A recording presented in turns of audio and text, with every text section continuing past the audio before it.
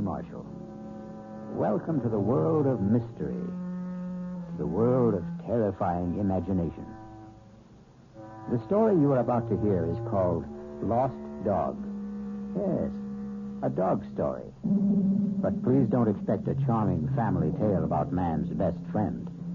In fact, you may even decide that the dog in this story is man's worst enemy.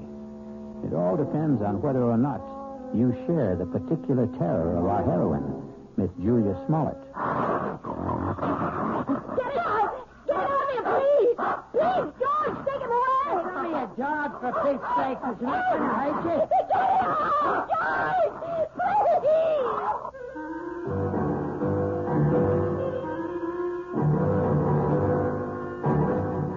Our mystery drama, Lost Dog, was written especially for the Mystery Theater by Henry Slesar and stars Kim Hunter. It is sponsored in part by the Kellogg Company, makers of Kellogg's Special K cereal. I'll return shortly with Act One.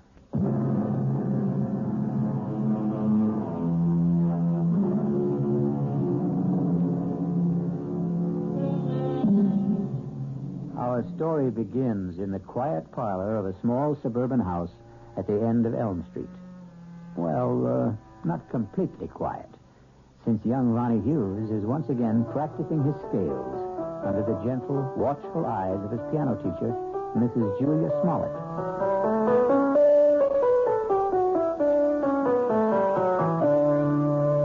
Well, that was very good, Ronnie. It was much better than last time.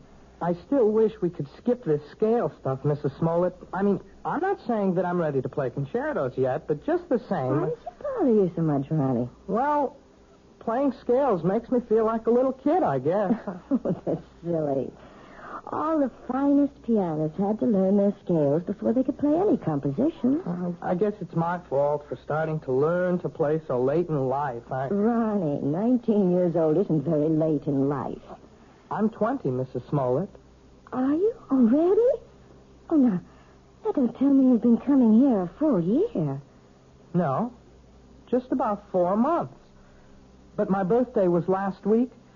It was on Thursday. You weren't well last Thursday. Oh, yes, that's right. You still don't look well. Listen, why don't we see how well you know the chromatics? Your cheek, it's swollen. It's still swollen. Does it hurt? No, it doesn't hurt at all. It was silly of me to stumble and fall that way. I know that your husband hit you, Mrs. Smolett. Now, that's a very silly thing to say. You can't tell me it isn't the truth. I remember the first time he did it. At least the first time I knew anything about it. Now, I'm going to have to put a stop to this. Yes. I wish you would.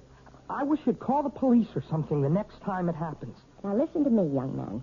You've been listening to a lot of foolish town gossip. Then tell me it isn't true. What I'm telling you is that it isn't any of your business. Yeah, I guess that's right. It's none of my business. I should never open my big mouth. I'll just keep it shut from now on. Ronnie. Yeah? All right, my husband and I had a quarrel. He was drunk, wasn't he? George is in a very difficult occupation. The competition is very keen, and, well, the people he has to deal with aren't always very gentle. I don't know anything about the trucking business, Mrs. Smolett. I just hate the idea of anybody hurting you. That's all. I just can't understand why he'd do such a thing. What did you do to him? Well, if you must know, Ronnie, I won't allow him to have a dog. You what? It sounds silly, doesn't it? And you're right, it is. It's silly on my part. But I'm absolutely terrified of dogs. And unfortunately, my husband wants one. He wants one very much. And that's why he hit you? Well, the argument goes back a very long ways, almost since George and I were married 7 years ago. Well, it wasn't much of a problem when we lived in the city. George didn't have his trucking company then. He was just a driver. But when he got the chance to buy into a firm out here, well, we bought this house. And I guess having a house in the country made George think about dogs and things. But I just don't see what's so important about it. Well, some things become important in marriage. Oh, now, just look what all this talk has done to the time. It's after 6:30. My husband's going to be home in half an hour, and I haven't even started dinner. Will he beat you for that, too? Ronnie, if you keep talking this way, well, I just don't think it would be wise to continue giving you lessons. You don't mean that. I'll see you on Thursday, Ronnie. Yeah. Sure. Bye, Mrs. Smolett. Goodbye, Ronnie. And happy birthday, Ronnie.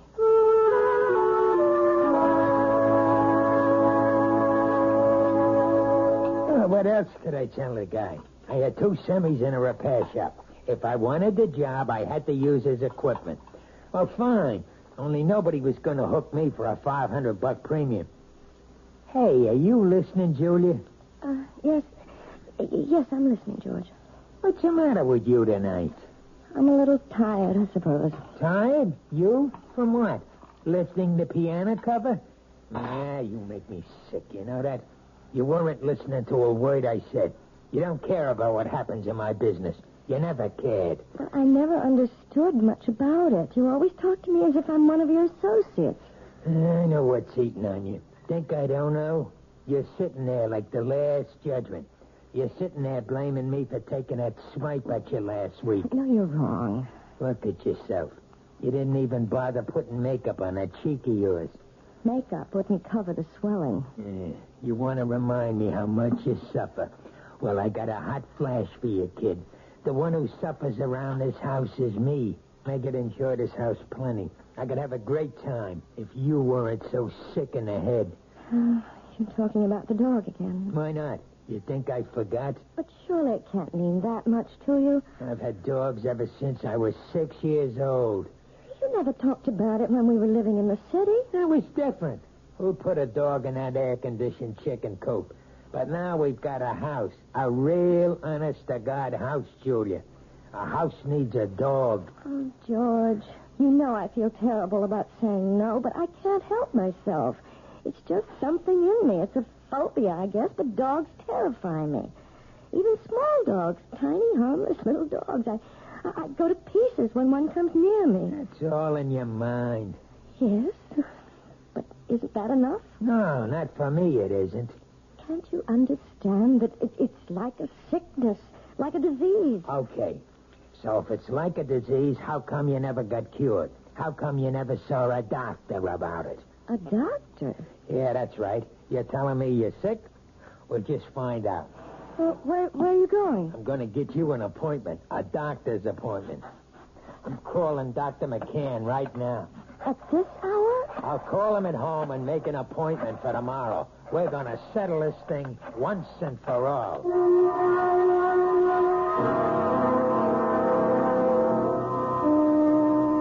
Well, Julia, maybe I'm the wrong kind of doctor. What do you mean? Well, if you're serious about getting rid of this phobia, that would take a specialist. You mean a psychiatrist? Oh, some kind of head doctor. I'm sure you realize that people who are afraid of certain things, well, they've usually had something happen to them in their childhoods, some traumatic experience or other that gets stuck in their mind like a burr and won't come out. Doctor, you know we couldn't possibly afford going through analysis. George's company isn't doing that well. He'd never stand for paying all that money week after week. Well, maybe you don't need all that couch stuff. Maybe there's something else you might try. Like what? Do you ever hear of hypnotherapy? You mean getting hypnotized by someone? Not just by someone. I mean someone who can put you under and maybe help cure you of this thing. I'm not saying it always works, but it does sometimes. Oh, I don't know. The thought sort of frightens me. Nothing frightening about it. It might be just the way to find out why you're really afraid of dogs.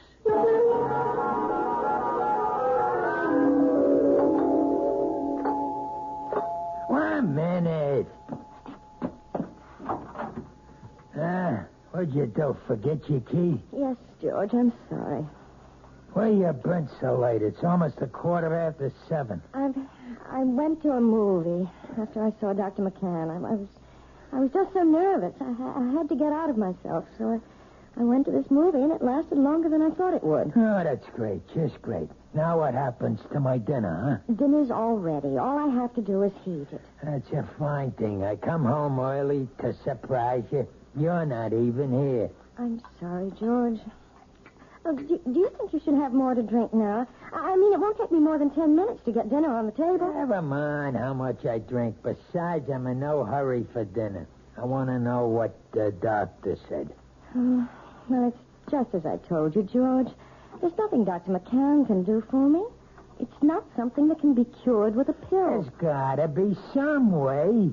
Well, he suggested that maybe a different kind of doctor, a hypnotherapist. A what? Someone who hypnotizes you, who tries to make you go back into your past. Sounds like a lot of junk to me. Well, it might do some good. I really don't know. I'll tell you what would do some good. A little direct action. That's what you need. What are you talking about, George? The only way to learn how to swim is to jump in the water, right?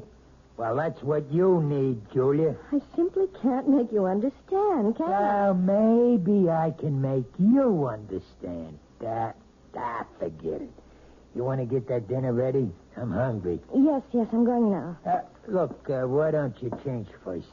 Change? Yeah, your clothes. Get more comfortable. Well, yes, I think I'd like to do that, George. I won't be long.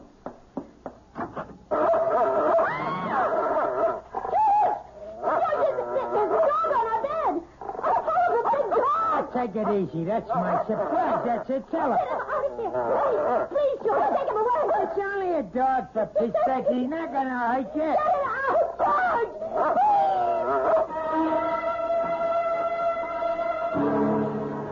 It only goes to prove that there are more terrors in this world of ours than anyone imagines. But the question in the Smolett house is, which one is the real terror? Attila the dog or George the husband? We'll learn more about both of them when we return shortly with Act 2. This is WOR New York, your station for the Mystery Theater.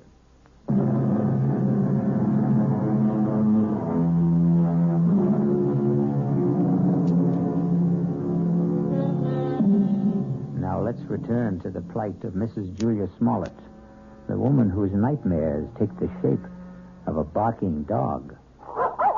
How long do you want me to board the animal, Mr. Smolett? I don't know. Until that wife of mine gets her head on straight, I guess. Beg your pardon? My wife doesn't like dogs. Took one look at Attila and screamed the house down. Well, some women get scared of Dobermans. This dog's only 6 months old, for Pete's sake. Practically a puppy. Can you board my dog until my wife gets through with her treatment? Treatment? I don't think I understand. Just give me a straight answer. Oh, yes, sir. Certainly. We'll take the dog for as long as you like.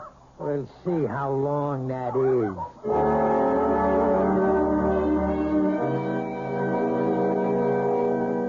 Please sit down, Mrs. Smolett. Thank you. Right here, Mr. Smolett. Yeah, thanks.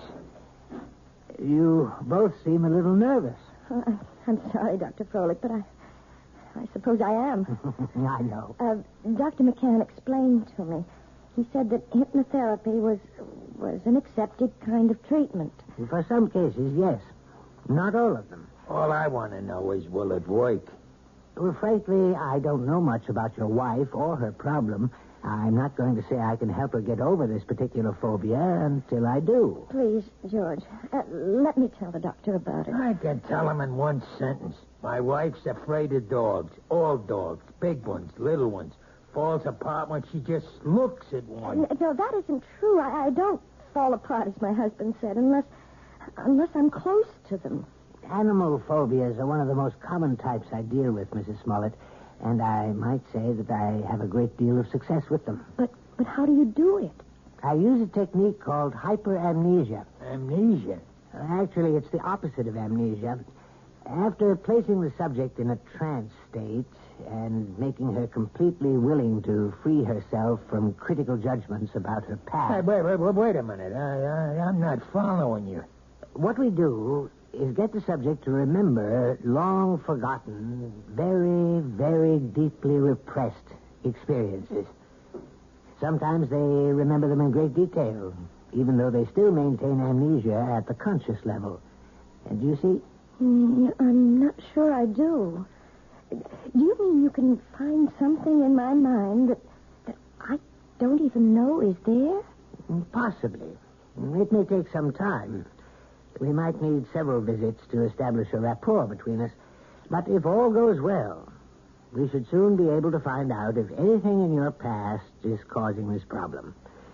And, of course, that something will most likely concern a dog.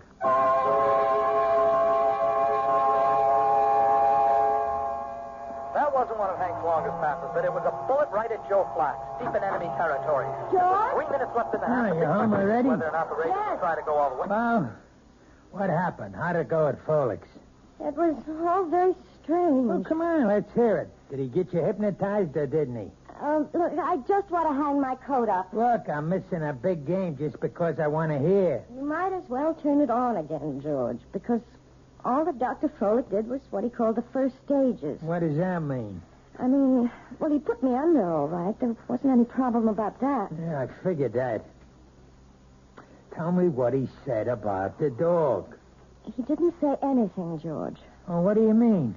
Just that. He didn't start talking about my problem. That's going to have to wait until I'm more receptive. What's he trying to do? Keep stringing you along until he bleeds me dry?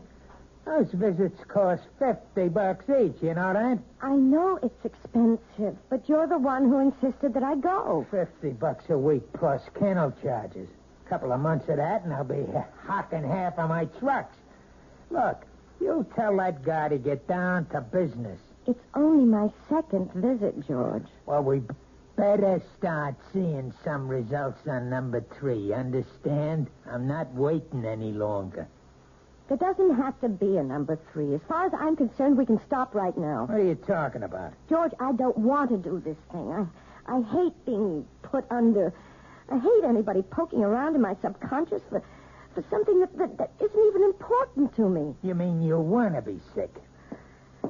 I think I'll lie down for a while. Don't you walk out on me. I'm sure you'd rather watch a football game. Oh, tell me what to do. I know. You think I'm Mr. Lowbrow. But let me tell you something, kid. You're no fairy princess anymore. Maybe that's what you used to think you were back in the old days. But the only fairy around this house is that piano student of yours. I don't like to talk to you when you're like this. That's what you always say when I'm drinking. Well, I'm not drinking now. And you better listen to what I'm saying. Oh, please, George, don't touch me. Yeah, I knew that was coming next. Don't touch. That's your favorite phrase, night and day. Don't touch, George. You're hurting me. That's the only thing you understand. The only touch that means a thing to you. Let go of me. Stop being such an animal. I'll show you what animals do. No, George, please, don't. I'll show you what kind of an animal I am. I'll show you. Don't, George, please don't.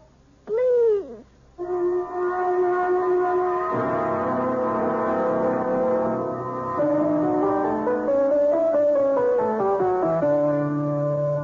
Well, I guess that wasn't much better, was it? What? You didn't think much of the performance. I mean, it wasn't exactly Horowitz, was it? No, it was perfectly all right, Ronnie, really. But you're not all right, are you? Oh, yes, I'm fine. You look awful. No, I didn't mean that. You never look awful. But you're acting so funny today. I'm sorry. I guess I have something on my mind. Can I take a guess? No. What you can take is the next page of this lesson. Listen, Mrs. Smolett. Look, Can I call you Julia? Oh, really, Ronnie? I know. You're going to give me all that stuff about teacher-student relationship. Only I'm sick of calling you Mrs. Smolett. I hate it. I hate it because it's his name. Ronnie. No. You're the most important thing in my whole life. Please, Ronnie. I don't want you to say things like that. They're not true, and they're just making it impossible for me to teach you. You know how I feel about you. I'm sure you do. You're just too smart not to have seen it. I know that you're 20 years old. Is that why you don't want me to talk about it? Because I'm younger than you are? It's flattering that you feel that way, Ronnie, but I know it's just a little crush you have. Boys go through that sort of thing all the time. Boys. Crush. Look, you're treating me like a kid. If you ask me, that's why you keep me on those damn scale exercises all the time, so you won't have to think that I'm any more of a man than those 10-year-old kids that you teach all the time. No, Ronnie. I know you're a man. Of course I do. Well, and if you think that, treat me like one. Just once. Please. Please. Let me kiss you, Julia. Just once. Ronnie. Please, Julia. What is it? What's the matter? It's nothing. I just bruised my neck a little, and when you touched it... Your neck? Yes, it's nothing. Is that why you're wearing the scarf today? Let me see. No, Ronnie, don't. Oh, my God. It was just an accident. Nothing but an accident. You're all bruised. Your whole neck. Look at it. I can see more bruises. Down the shoulder. What did he do to you? Please don't talk about it. I can't bear to talk about it. You don't have to. Julia, you don't have to. But he's going to talk about it. With me.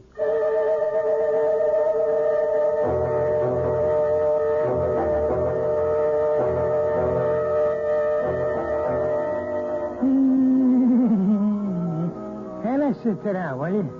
Doesn't that bring back memories? Hey, Julia. What? That song. We used to dance to it, remember? In a girl room, first year we were married. Hey, you want a drink? No, thanks. You're drinking enough for both of us. Makes me feel good. Yes, I know. I should think about wives. They ought to do what their husbands do. A man needs a pal, not just a wife. I'm sorry that I'm not a pal, George. That's why I need a dog, you understand? A man's got to have a friend. Somebody who understands him, you see? You really think that dog, what's his name, would understand you? His name's Attila. Attila. That's an awful name for a dog. A frightening name. Everything scares you, even names. Oh, who the heck is that? I don't know. Hello, Mr. Smolett. Hey, what is this? Since when do you give piano lessons at night, Julia? Ronnie, what are you doing here? I didn't come for a lesson. I came to talk to Mr. Smolett. You want to talk to me? About what? May I please come in, sir? Yeah, sure. Come on, Sonny. Ronnie, you shouldn't have come here. I won't stay long. I just want to say something to your husband. Sure, kid. Go ahead. I wanted to say that I know what you're doing to Julia. I know how you've been hurting her, and I won't let you get away with it. What was that? Oh, Ronnie, no. Look, even if she doesn't want to say anything about it, I will. You touch her again, I'll go to the police. I mean that. See, there are laws in this country. I think maybe I'm hearing things. I swear, Mr. Smolett, you ever hit her once more, you're going to go to jail. So I'm going to jail, huh? And you're going to put me there. Ronnie, I begged you not to do this. No. It's okay, Julie. I like hearing this. I mean, I want to know what the younger generation is thinking. You don't want me to hit my wife anymore, is that it? That's it. You sure you know the difference between hitting and just giving little love taps? Please, Ronnie, go. Go right now. I mean, maybe you made a mistake, kid. For instance, this is a love tap. Oh, George! Now, that's a love tap, Ronnie, baby. This is... Oh, George, stop it! Don't! And you see the difference, kid? You better be sure you know the difference before you talk to the cops. George! George, don't! Oh, no!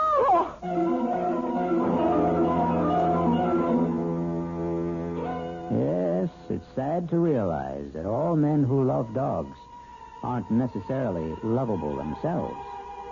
But obviously, George Smolett is a man who believes that brute force trains people as well as animals. He may be right in some respects, but perhaps he should be aware of the old saying that every dog has his day. I'll be back shortly with Act 3.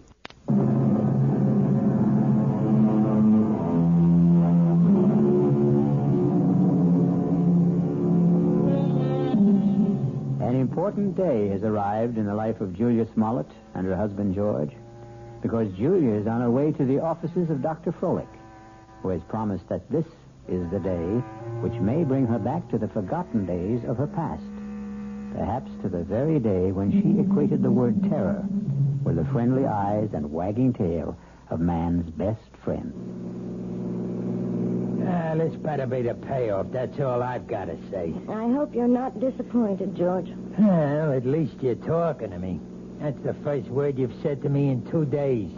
I haven't had much to say. Look, the kid Ronnie's all right. I didn't mark him up. He's still as pretty as ever. That worries you, doesn't it? Nobody's got a right to walk into my own house and say those things to me. You have nothing to worry about, George. Yeah, that's what you say. $50 a visit is something to worry me, and $40 a week for the dog, and a lot of other things. We've also lost a piano pupil. I suppose you realize that. Who cares about that? Ronnie paid $20 a week for his lessons, George. I won't miss it. Not as much as you'll miss your little Prince Charming. Well, what about it? About what? You're going to miss him, right? You're not going to have any shoulder to cry on, are you?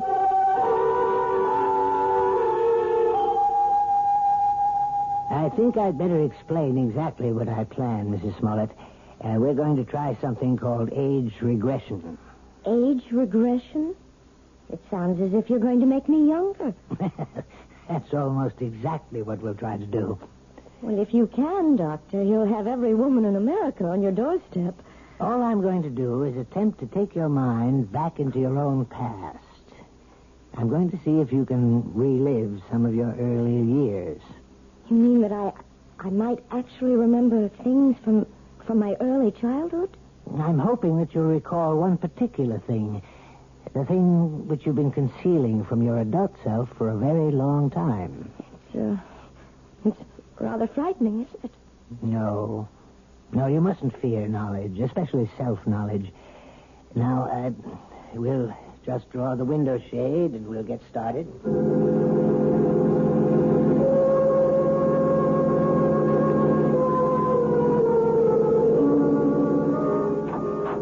Mr. Smolett, would you like to come inside? Me? You mean you're all through so fast? No, we're not through, but your wife is in a deep trance, and I thought you might want to be here when we begin the age regression attempt. Well, sure, if you want me in there. Hey, she looks like she's asleep. But she isn't. Hypnosis only resembles the sleep state, but it's not. Mrs. Smolett is very much awake. Yeah? Mrs. Smolett. Julia, you may open your eyes now. Ah, that's fine. Now, tell me, do you know what day it is today? Yes. Wednesday. No, you're wrong. It's Friday, Julia. Is that right? Yes, Friday. No, Julia, it isn't Friday either. Do you know what day it is now? No. I don't know what day it is. In fact, right now you don't know the day or the month or even the year, Julia, do you? No. You see, Mr. Smolett, I'm purposely doing this to dislocate your wife in time. Oh, yeah, I understand.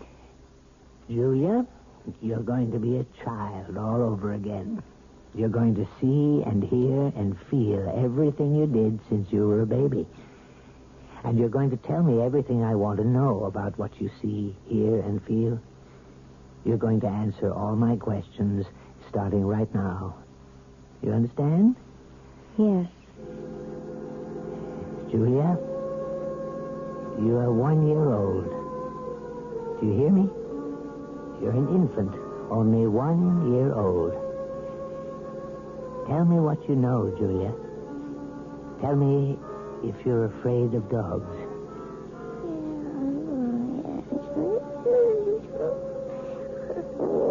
Oh, my God.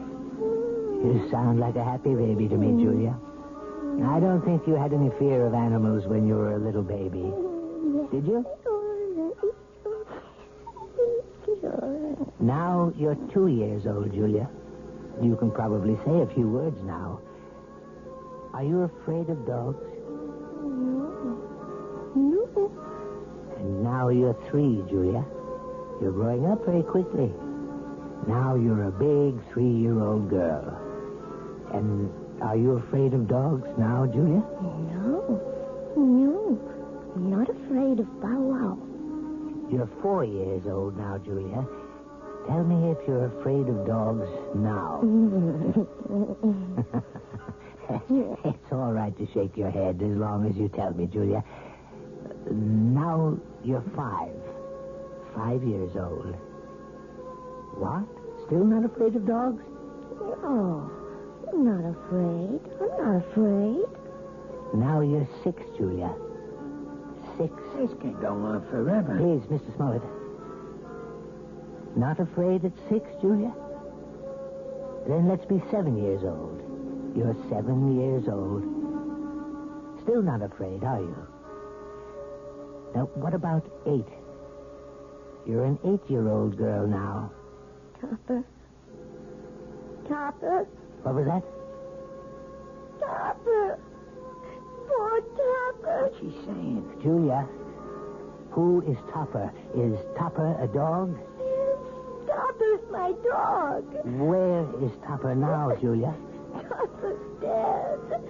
They put Topper away. Then they killed him, and it's all my fault. It's all my fault. What's your fault? What did you do, Julia? No. It's his fault. It's Bobby's fault. Who's he, Julia? Is Bobby a friend of yours? I hate him. He teases me all the time. I'm glad I did it. I'm glad. Only don't kill Topper, please.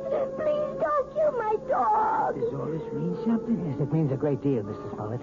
Julia, now please listen. I want you to tell me all about Bobby and Topper. Bobby lives next door. He's 10. He teases me. He pulls my hair. He tore my dress. He put mud in my shoes, and he hit Topper with a rock. Mommy!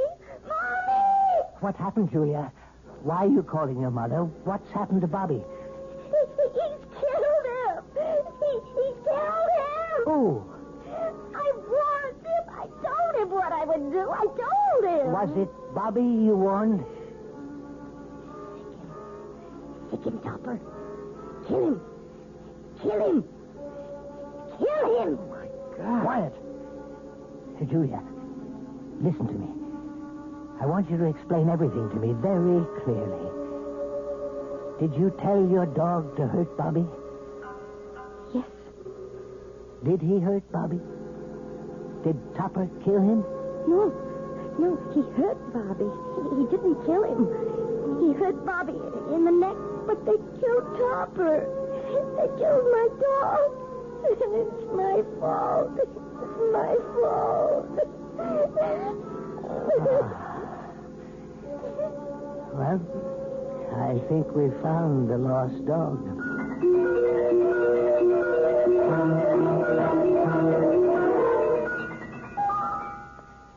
So, now you know, Mrs. Smolett. Now you may be able to understand. It was this one incident in your childhood, this one tragedy of your past innocence, which is responsible for your phobia. More than anything, you have a strong feeling of guilt. You blame yourself for what happened to little Bobby, when in all likelihood you were not in any way at fault. No, Dr. Froelich. You're wrong about that part. It was my fault. I remember it all now. You probably just wished that Topper would turn on the little boy, and you saw your wish become a reality. So you accused yourself of a crime. I didn't wish it. I told Topper what to do. I hated Bobby so much I wanted him to sink his teeth in that little boy's throat.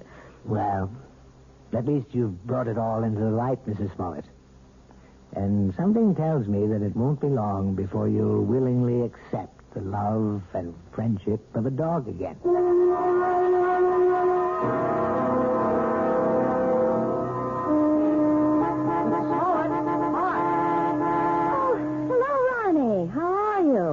I'm okay, I guess.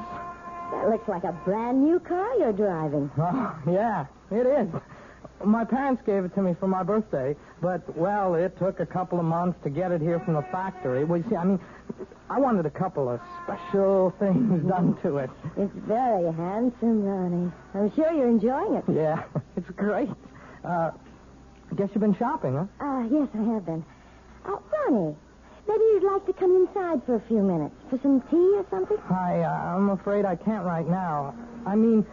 See, I'm supposed to pick up Lisa at her house. Lisa? Yeah, Lisa Bryant. We, sort of going steady now.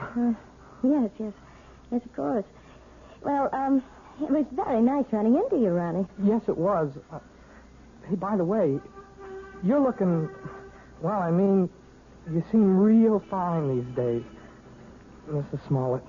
Yes, Ronnie. I'm really very fine. Now I've got to go inside. It's time to feed Attila. Who? Goodbye, Ronnie.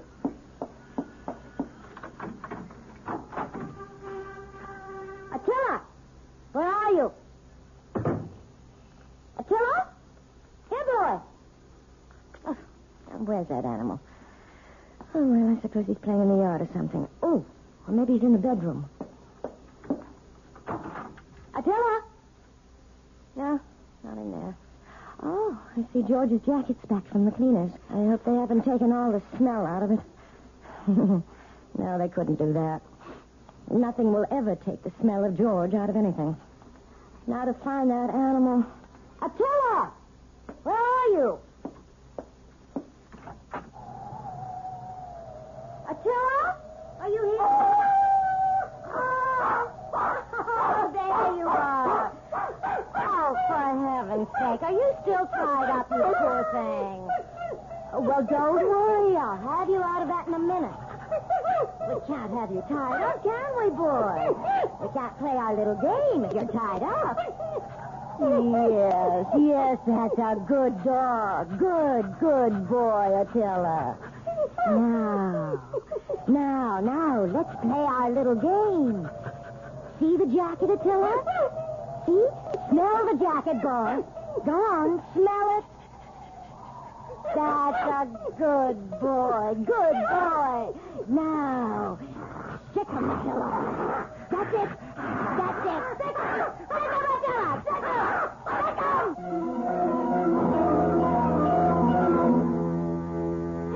Who said a dog has to be man's best friend? Why not woman's best friend? Especially a woman like Julia, who is just learning how really helpful a dog can be. Or rather, she's remembering how helpful. And one day soon, George Smolett will come home to a very surprising greeting from his own pet. I'll be back shortly.